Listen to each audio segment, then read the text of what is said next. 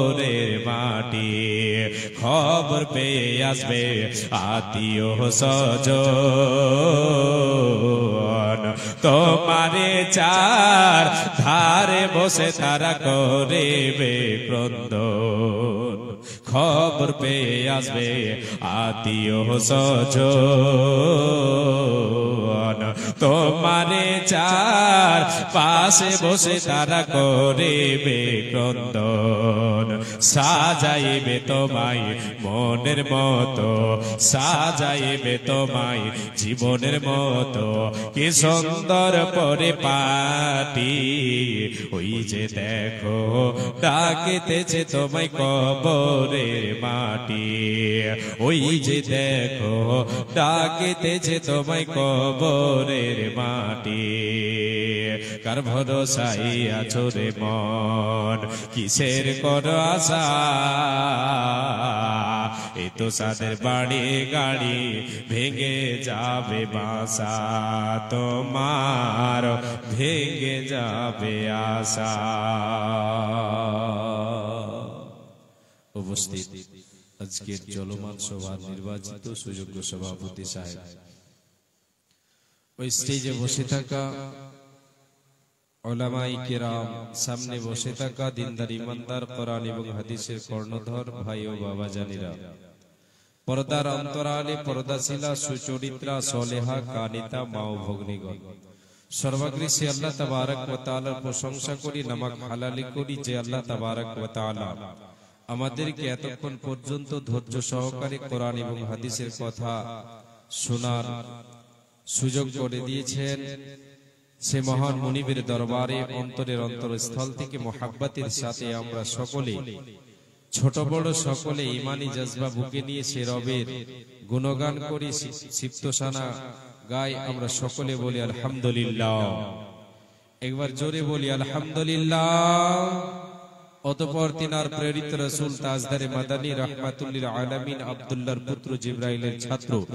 রাখালের বন্ধু এতিমদের সরদার নবী মুহাম্মদুর রাসূলুল্লাহ বলেন সাল্লাল্লাহু আলাইহি ওয়াসাল্লাম তিনার প্রতি শত সহস্র শান্তির ধারা বর্ষিত হোক আল্লাহুম্মা সাল্লি আলাইহি আল্লাহুম্মা বারিক আলাইহি আল্লাহুম্মা আমিন প্রিয় শ্রোতা মণ্ডলী আমার সময় হেম্বেল অনুযায়ী ইস্তেহার অনুযায়ী ছিল শুরুতে পড়ে গেছে শেষের দিকে এখন বুঝতে পারছি যে আপনারা বেশিক্ষণ আর থাকবেন না এমনটাই ভাব বোঝা যাচ্ছে তাই না আচ্ছা যতক্ষণ আলোচনা চালাবো আপনারা বসে থাকবেন ইনশাআল্লাহ বলেন ইনশাআল্লাহ আমি ফজর অবধি চালাতে পারবো না এটা বলে দিলাম আগে কিছুক্ষণ চালাবো 1 থেকে 1.5 ঘন্টা 1 ঘন্টা ধরে মিনিমাম একটা ঘন্টা আপনারা আমাকে সময় দেবেন ছোট ভাই ছোট ছেলে মনে করে কোরআন এবং হাদিসের কিছু কথা আপনাদের সামনে কিছু বার্তা তুলে ধরবো ইনশাআল্লাহ কোরআন এবং হাদিসের বাইরে আলোচনা হবে না ইনশাআল্লাহ মা বোনদের কাছে আমার অনুরোধ আপনারা কর্ণপাত করে শুনবেন শোনার পরে সকলে আমরা বক্তা শ্রোতা সবাই যেন আমল করি আল্লাহ তাবারক ওয়া তাআলা যেন আমাদের সকলকে আমলে পরিণত করার তৌফিক দেন আমরা সকলে বলি আমিন প্রিয় শ্রোতা মণ্ডলী একটু শুধু আপনাদেরকে আমি কষ্ট দেব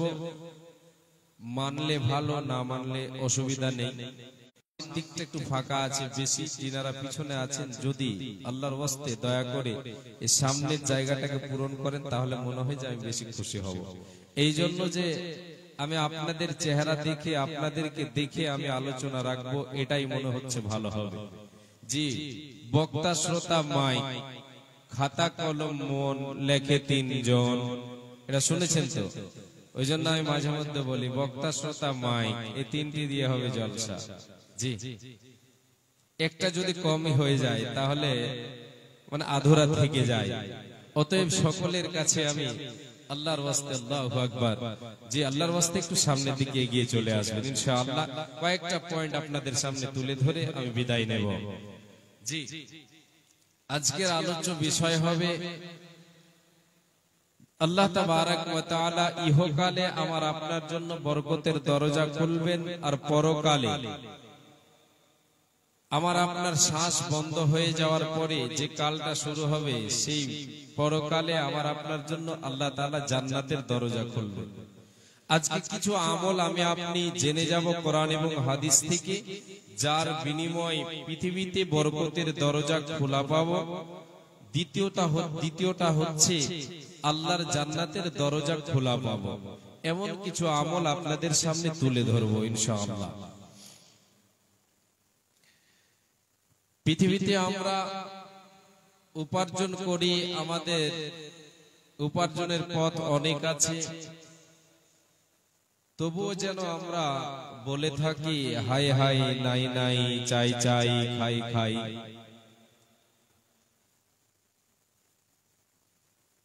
হাতে দই পাতে দই, তবু বলে কই কই। এর মানে হচ্ছে তার রুজি রুটিতে উপার্জনে বরকত নেই বলে অভাব পূরণ হচ্ছে না। অনেক টাকা পয়সার মালিক আমি আপনি, তবুও যেন অভাব লেগেই আছে। এরকম হয় না জীবনে? হয়। আর অভাব থাকলে এটা কথা জেনে রাখেন, অভাব যদি থাকে তাহলে শান্তি পাবেন না, অশান্তিতে থাকবেন। অভাব, প্রত্যেকটা জিনিসের অভাব যদি আপনার পূরণ হয়ে যায়, তাহলে আপনি শান্তিতে থাকতে পারবেন। এই শান্তি, এই অভাব পূরণ করে দেবেন আল্লাহ তাবারক ওয়া তাআলা এই পার্থিব জগতে আমার আপনার। রুজি রুটিতে বরকত দেবেন। 100 টাকা আপনি কামাচ্ছেন, ওটাতেই বরকত হবে। 1000 টাকা কামিয়ে যেটা বরকত নেই, 100 টাকাতেই আপনার বরকত হবে। যদি আপনার ওই উপার্জনে, আপনার ওই রুজিতে আল্লাহর পক্ষ থেকে বরকত থাকে, তাহলে ইনশাআল্লাহ। এটা আমি আমার থেকে বলছি না, আমি কোরআন এবং হাদিস থেকে দলিল দিয়ে আপনাদেরকে বলে দিয়ে যাব ইনশাআল্লাহ। জি, উপার্জনে, আহারে, রুজি রুটিতে বরকত আসবে। এর বরকতের মালিক হলেন কে? বরকত দেনেওয়ালা কে? আল্লাহ। রুজি রুটির মালিক কে? আল্লাহ। আচ্ছা, কাউকে ধনী কাউকে গরিব বানান, এটা কে? আল্লাহ। আল্লাহ তাবারক ওয়া তাআলা তিনি তিনার ইচ্ছায় কাউকে ধনী বানিয়েছেন, কাউকে গরিব বানিয়েছেন। আল্লাহ হচ্ছেন রুজিদাতা, তিনি হচ্ছেন সৃষ্টিকর্তা, তিনি হচ্ছেন রাজ্জাক। যত যা কিছু আপনার প্রয়োজন, আমার প্রয়োজন, সব কিছুরই ধনভাণ্ডার যার হাতে, তিনি কে? তিনি হলেন আল্লাহ। আল্লাহ তাবারক ওয়া তাআলার কাছে চাইতে হবে আমাকে আপনাকে। এই মর্মে একটা হাদিস আপনাদের প্রথমে বলি। রব্বুল আলামিনের নবী বিশ্বনবী সাল্লাল্লাহু আলাইহি ওয়াসাল্লাম তিনি বলেছেন, যখন তোমার কোনো জিনিসের প্রয়োজন হবে, অভাব হবে, সে অভাবের কথাটা জানিয়ে দাও আল্লাহকে। কাকে জানাতে হবে? আল্লাহকে জানাতে হবে। ইযা সাআলতা ফাসআলিল্লাহ, ইযা সাআলতা ফাসআলিল্লাহ। এ উম্মত উম্মতিরা, যখন তুমি চাইবে, তোমার জীবনে কোন জিনিসের অভাব পড়েছে, তুমি অভাবে পড়েছো, তোমার রুজি রুটি থেকে বরকত দূরে চলে গেছে, বরকত সরে গেছে, অভাব পূরণ হয় না, তোমার অভাব লেগেছে, তোমার প্রয়োজন পড়েছে, এর জন্য তুমি যার কাছে চাইবে প্রথমে, তিনি হলেন আল্লাহ। আল্লাহর কাছে চাও। ইদা সাআলতা ফাসআলিল্লাহ। এ উম্মত উম্মতিরা, যখন তুমি চাইবে রে, তুমি আল্লাহর কাছে চেয়ে নাও। এক হাদিসে বলা হয়েছে, বিশ্বনবী দয়ার কান্ডারে বলেছেন, রে উম্মত উম্মতিরা, যদি তুমি পার্থিব জগতে আল্লাহর বান্দার কাছে যদি তুমি চাইতে যাও, কোন আদম সন্তানের কাছে যদি তুমি চাও, ওর কাছে বারবার চাইতে গেলে সে তোমার উপরে রেগে যাবে, তোমার উপরে রাগান্বিত হবে, তোমাকে হেউ করে তাড়িয়ে দেবে, তোমাকে দূরে তাড়িয়ে দেবে, তোমাকে দেবে না। যদি আল্লাহর কাছে তুমি চাওয়া ছেড়ে দাও, আল্লাহ তোমার উপরে রাগ করবে, তোমার উপরে নারাজ হবে। মানুষের কাছে যদি তুমি চাও, তাহলে সে তোমার উপরে রাগ করবে। আল্লাহর কাছে যদি তুমি চাওয়া ছেড়ে দাও, আল্লাহ তোমার উপরে রাগ করবে।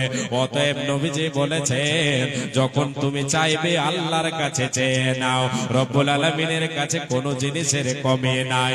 পৃথিবীর বুকে সমস্ত মানব, সমস্ত জিন ইনসান সবাই মিলে একত্রিত ভাবে যদি একটা খোলা মাঠে দাঁড়িয়ে যায়, দাঁড়িয়ে গিয়ে আল্লাহর কাছে চায়, আল্লাহ তাবারক ওয়া তাআলা সবাইকে সবার ইচ্ছা অনুযায়ী দেবেন। তবুও আল্লাহর ধন ভান্ডার থেকে একটুকু কমে যাবে না।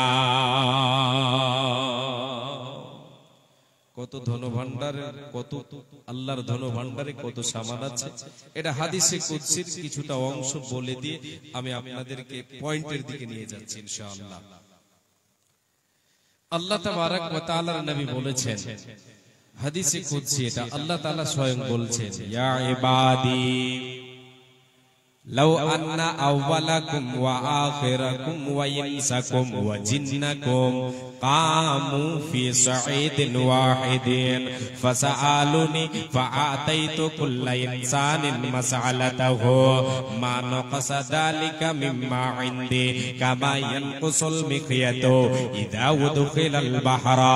আমার আল্লাহ বলেন, রে পৃথিবীর মানুষ তোমরা শুনে নাও, এ আদম সন্তান সন্ততি তোমরা শোনো, তোমরা জিন ইনসান মিলে যারা গত হয়ে গেছে তারা, যারা আগামীতে আসবে তারা, যারা উপস্থিত আছো তোমরা সবাই জিন ইনসান মিলে একটা খোলা মাঠে দাঁড়িয়ে যাও।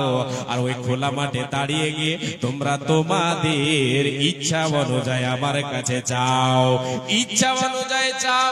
তোমার কতটা চাওয়ার আছে, তোমার কতটা গুলি তোমার পেট পূরণ হবে, তুমি চাও তোমার বংশ মিলে তুমি চাও, জিন ইনসান সবাই মিলে চাও, আমার কাছে চাও, একটা খোলা মাঠে দাঁড়িয়ে যাও, চাও, আমি আল্লাহ আমার তরফ থেকে আমার ধন ভান্ডার থেকে তোমাদেরকে দেব। এ আদম সন্তান, কতটা তোমরা কমাতে পারবে শোনো, কতটা কমাতে পারবে।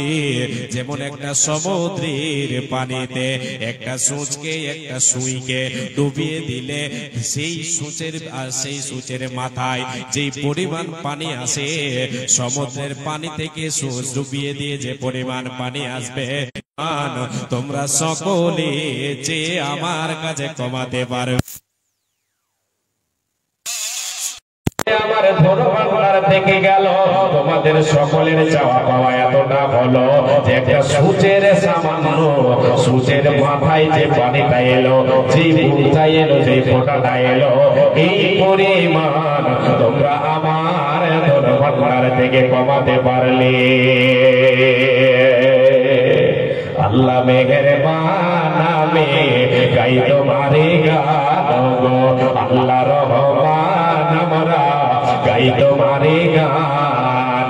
তুমি মোদের রিজিকে বাঁচাইয়াছো প্রাণ, আল্লাহ রহমান আমি গাই তোমারে গান গো, আল্লাহ রহমান আমি গাই তোমারে গান। রূপে ভরা দুনিয়াটা দেখতে কত ভালো, তাই দেখার তরে দিয়েছো আলো, দিয়েছো নয়নালো। অনেকে পাই না দেখতে, ওই আল্লাহ দেওনি চোখধন। আল্লাহ মেহেরবান, আমি গাই তোমারে গান গো, আল্লাহ রহমান আমি গাই তোমারে গান। কিসের নেশায় চলে বায়ো, কেন বৃষ্টি ঝরে, কার আদেশে গাছে গাছে ফুল ঝরে ফুল ধরে, কার আদেশে দিন চলে যায় আধার নামে রাতে। কত না শক্তি লুকিয়ে রেখে চলে আল্লাহ রাতেরই আধারে।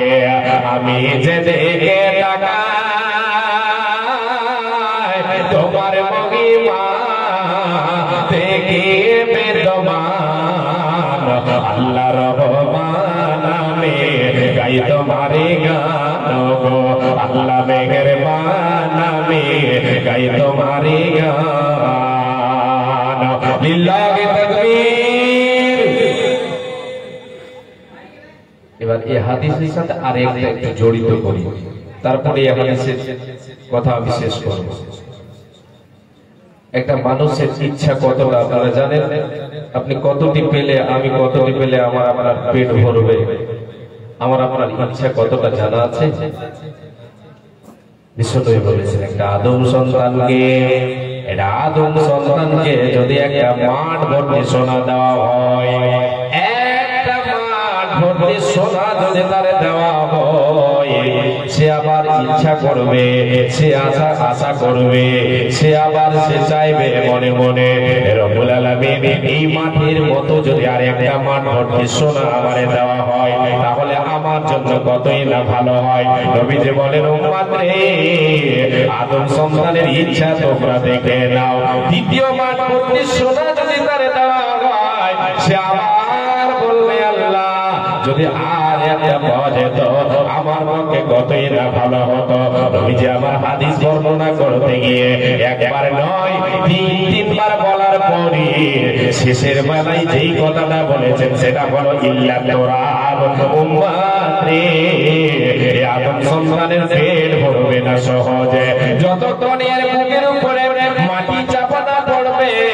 এর মানে নবীজি বলেন এর ইচ্ছা এতটাই, নবীজি নিজের ভাষায় বলে শেষ করতে পারেননি। তিনি নিজের ভাষায় শেষের কথা যেটা বলেছেন, আল্লাহ রাব্বুল আলামিনের নবী যেটা বলেছেন, একটা উম্মতের একটা আদম সন্তানের ইচ্ছা হলো যে তাকে মাঠ ভর্তি সোনা দেওয়া হলেও তার ইচ্ছা পূরণ হবে না।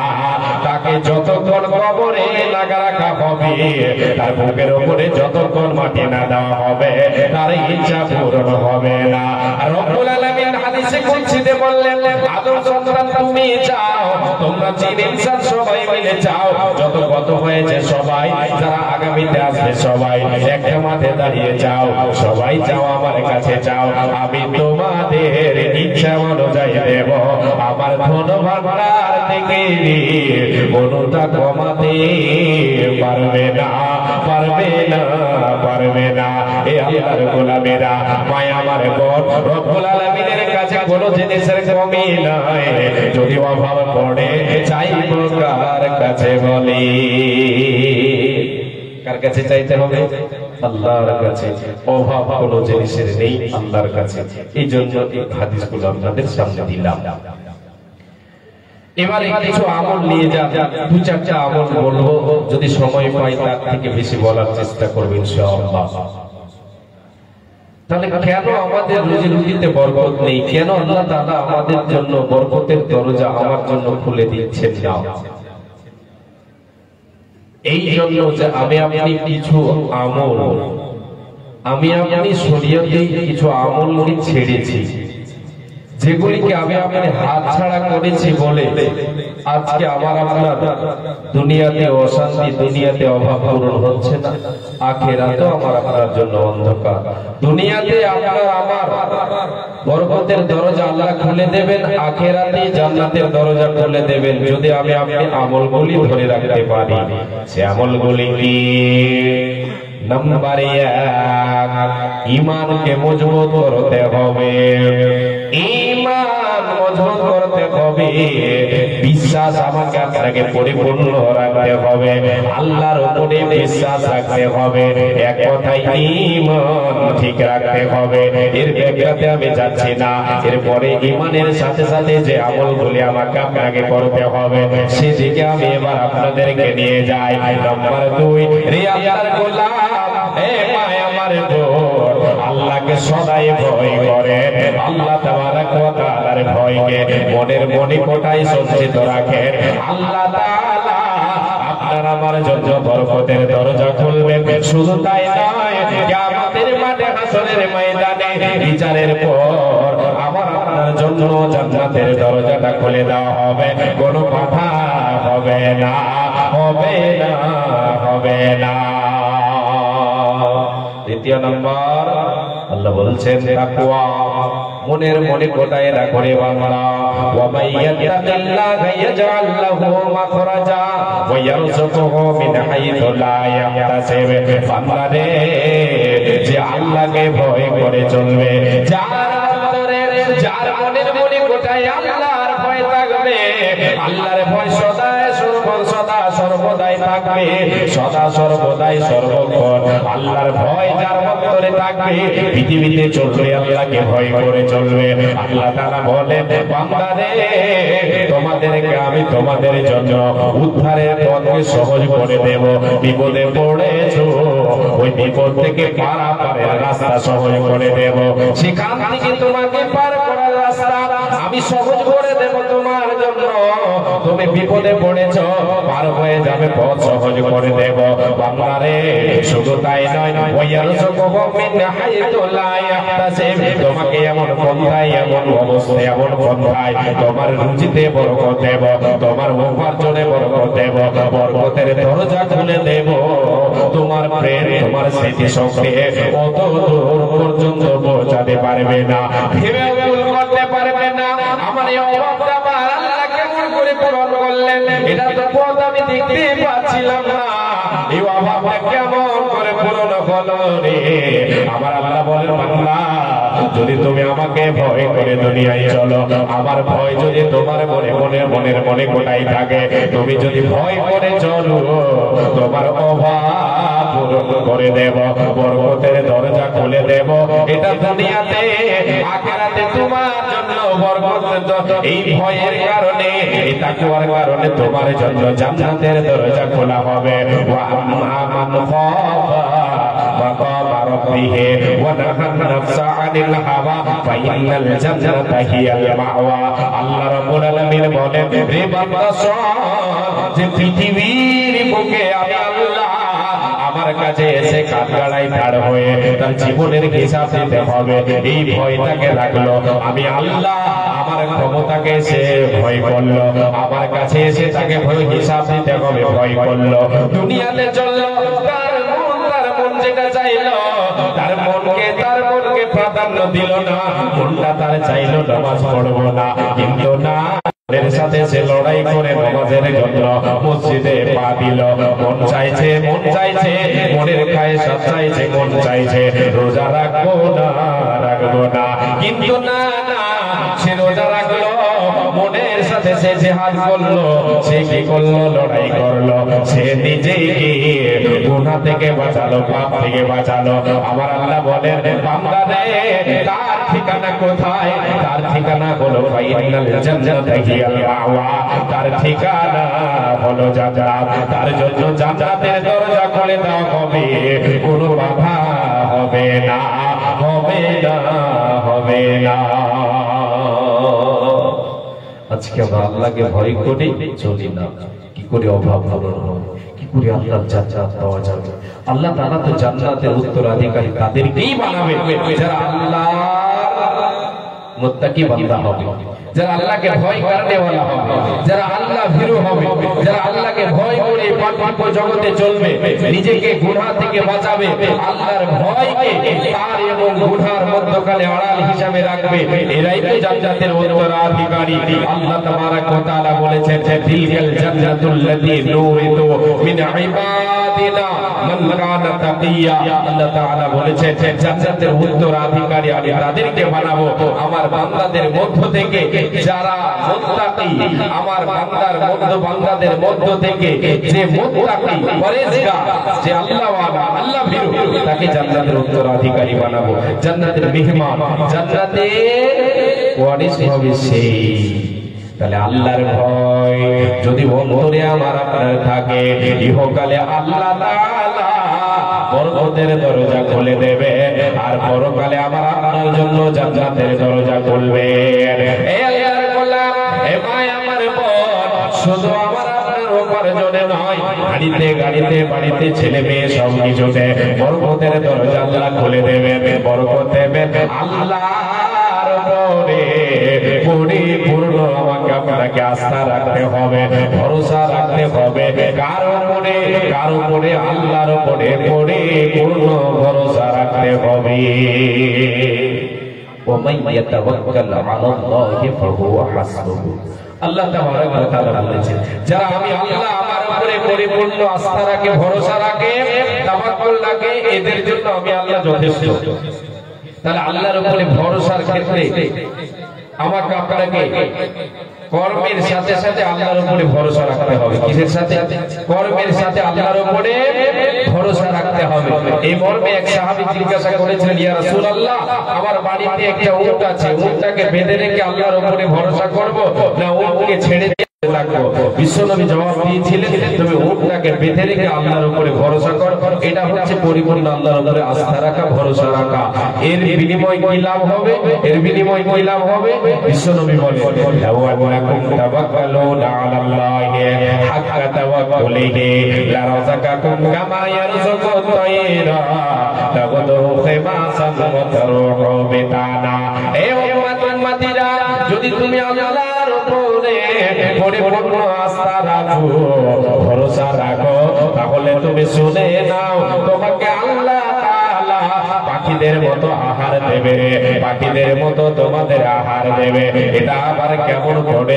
নবীজি বলেন, পাখিরা সকাল বেলায় খালি পেটে নিজ বাসা থেকে বেরিয়ে যায়, আল্লাহর গুণগান করে, তাসবিহ তাহলিল করে, আল্লাহর উপরে ভরসা করে তারা কর্মে নেমে পড়ে। তারা মাঠে ময়দানে ছড়িয়ে যায়, বিলে খালে গিয়ে পৌঁছে যায়, তারা তাদের হাত পা নড়ায়, এদিকে ওদিকে চলাফেরা করে। নবীজি বলেন, আল্লাহ রাব্বুল আলামিন পাখিদের সন্ধ্যা বেলায় বাসায় ফিরাইয়া দেন, তাদের পূর্ণ পেট দিয়ে বাসায় ফিরিয়ে দেন। রে আল্লাহর গোলাম, হে আল্লাহর বান্দা বান্দীরা, বিশ্বনবী বলেন, যদি তুমি আল্লাহর উপরে পরিপূর্ণ আস্থা রেখে কর্মে নেমে পড়ো, আল্লাহ তাআলা তোমার অভাব পূরণ করবে পাখিদের মতো। তোমার রুজিতে বরকত আসবে, অভাব হবে না, হবে না, হবে না। ও গো দয়াময়, দিয়ে দুই নয়ন কেন বন্ধ রেখে ছয়া মাদের, কেন বন্ধ করে ছয়া মাদের। ও গো দয়াবান, দিয়ে দুই নয়ন কেন বন্ধ রেখে ছয়া মাদের। ওই মাথার উপর ওই যে আসমান রেখেছ ঝোলায়, পায়ের তলে যে জমিন রেখেছ বিছায়, এসবে তোমার কুদরতি। ও গো দয়াময়, দিয়ে দুই নয়ন কেন বন্ধ রেখে ছয়া মাদের। ওই আল্লাহ চোখ দিয়েছ দেখার জন্য, শোনার জন্য গান। ও গো দয়াবান, দিয়ে দুই নয়ন কেন বন্ধ রেখে ছয়া মারে, কেন বন্ধ রেখে ছয়া মাদের। ওই আল্লাহ গাছপালা তরুলতা, তুমি বুঝো সবার ব্যথা, বুঝো গয়া মাদের ব্যথা। ও দয়াময়, দিয়ে দুই নয়ন কেন বন্ধ রেখে ছয়া মাদের।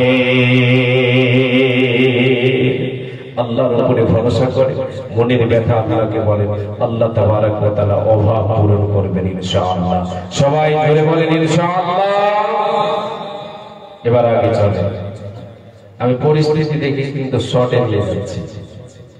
নাম্বার 3, রুজিতে বরকত আসবে, জান্নাতের দরজা খোলা হবে আমার আপনার জন্য।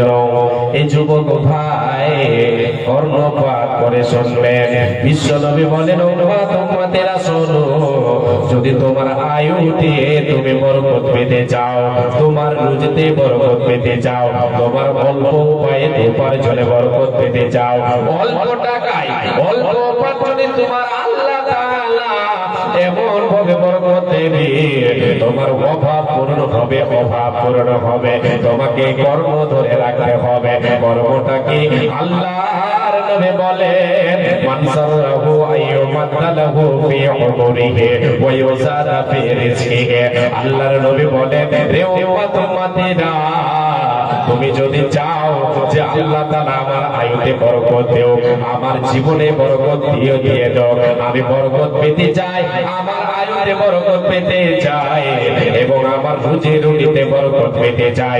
নবীজি বলেন ফালিয়াতাবাররা ওয়ালিদাইহি, এ উম্মত উম্মতিরা, তোমার বাড়িতে বৃদ্ধ পিতা বেঁচে আছে, তোমার বৃদ্ধা মাতা বেঁচে আছে, তোমার মা এবং বাবা তোমার সামনে আছে বেঁচে, এদের সেবা করো, এদের দেখভাল করো, এদের সঙ্গে সদ্ব্যবহার করো, এদের মুখে আহার তুলে দাও, এদেরকে খাবার দাও, এদেরকে ভালোবাসো। আল্লাহ তাআলা তোমার রুজিতে বরকত দেবে, তোমার আয়ুতে বরকত দেবে। তুমি 5 বছরে যেটা করতে পারবে না, আল্লাহ তোমার আয়ুতে এমন ভাবে বরকত দেবে, তুমি 1-2 বছরে সেটা পূরণ করে নেবে।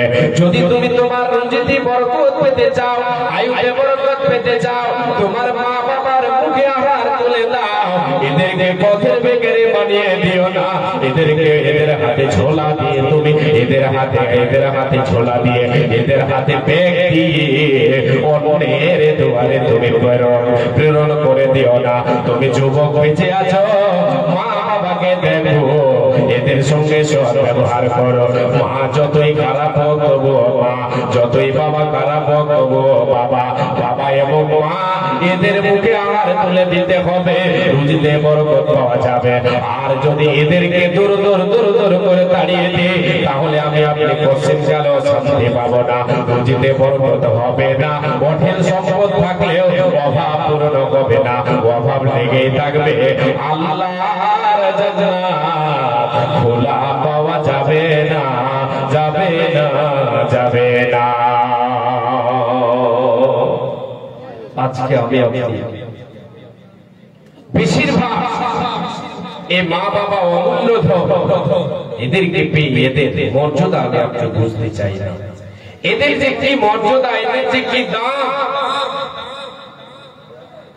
কি এদের মূল্য রেখেছেন আল্লাহ তাআলা, আমি আপনি বুঝতে চাই না। বিশ্বনবী বলেন তোমার রুজিতে বরকত হবে আর জান্নাতের দরজা খোলা পাওয়া যাবে। রুজিতে বরকত আমার আপনার যদি মা এবং বাবাকে আমি আপনি তাদের মুখে আহার তুলে দিই, তাহলে আজকে দেখা যায় সমাজে অনেক বৃদ্ধা এবং বৃদ্ধকে বাবা মাকে দেখা যায় বাড়িতে সন্তানেরা আছে বেঁচে, 4জন 5জন 3জন 4জন 5জন সন্তান আছে, আর ওই সন্তান ছেলে মেয়ে নিয়ে বিবি বাল বাচ্চা নিয়ে খাচ্ছে, আর ওই দুঃখিনী মা ওই দুঃখী বাবা অন্যের দুয়ারে ঝোলা হাতি করে ঘুরছে শুধু এক মুঠ খাবার জন্য। এই আল্লাহর বান্দা, আপনি কি করে শান্তি পেতে পারেন, কি করে আল্লাহর জান্নাতের আশা আপনি করেন? কখনো হতে পারে না, কখনো আপনি জান্নাত পেতে পারেন না। যে মা আপনাকে গর্ভে ধারণ করলো, যে মা আপনাকে লালন পালন করলো, যে মা আপনার চোখ ফুটালো, সেই মা অন্যের দুয়ারে ঘুরবে, আপনি আপনার বিবি বাল বাচ্চা নিয়ে খাবেন, আপনি শান্তি চাইছেন, কখনো শান্তি পাবেন না। মুহূর্তের জন্য শান্তি পেলেও আপনার পরকালের চিরজীবন যেটা আপনাকে থাকতে হবে, সেই জায়গায় শান্তি আপনি পাবেন না। আল্লাহ তাবারাক ওয়া তাআলার নবী সাল্লাল্লাহু আলাইহি ওয়াসাল্লাম বলেছেন, মা আপনার কাছে এতটাই হক রাখে, মায়ের এতটাই দাম যে মায়ের এক ফোঁটা দুধের ঋণ আমি আপনি সারা জীবন যদি তার জন্য আমি আপনি খেটে মরি, তার জন্য এমনকি যদি আমি যদি জুতা বানিয়ে মায়ের পায়ে পরিয়ে দিই, তবুও সে মায়ের এক ফোঁটা দুধের ঋণ শোধ হবে না। সেই মাকে কি করে আপনি আমি তার মুখে আহার না দিয়ে অন্যের দুয়ারে ঘুরিয়ে দিই, অন্যের দুয়ারে ঘুরাই। এই যুবক, যদি আপনার এইরকম অবস্থা, আপনি এইরকম ব্যবহার যদি মনে থাকেন, কখনো জান্নাত পাবেন না। যে আল্লাহর গোলাম, এই আল্লাহর বান্দারা শুনে যান, আপনাদেরকে আমি বলে যাচ্ছি, হযরত ওমর রাদিয়াল্লাহু তাআলা আনহুর যুগে তিনি গিয়েছিলেন হজের মৌসুমে হজ করতে। যারা হজ করতে গিয়েছেন ওনারা ভালোভাবে জানেন যে হজ করতে গিয়ে কাবা শরীফের তওয়াফ চক্কর লাগাতে হয়, তওয়াফ করতে হয়। এমন সময় হযরত ওমর তওয়াফ করছেন, হজের মৌসুমে তওয়াফ করছেন, আর এক যুবক তার মাকে কাঁধে নিয়ে, কোলে নিয়ে, কাঁধে নিয়ে আল্লাহর ঘর তওয়াফ করছে আর ঘুরছে আর বলছে, মা আমি জানতে চাই, আমি তোমার সন্তান, তুমি আমাকে গর্ভে ধারণ করেছো রে মা। হে মা, আমি তোমার কাছে একটা জিনিস জানতে চাই। ওগো মা, আমি তোমাকে কাঁধে দিয়ে কোলে নিয়ে এত কষ্ট করে আল্লাহর ঘর তাওয়াফ করছি মা। হে মা, একবার তুমি বলো, আমি কি তোমার ঋণ শোধ করতে পেরেছি? আমি কি তোমার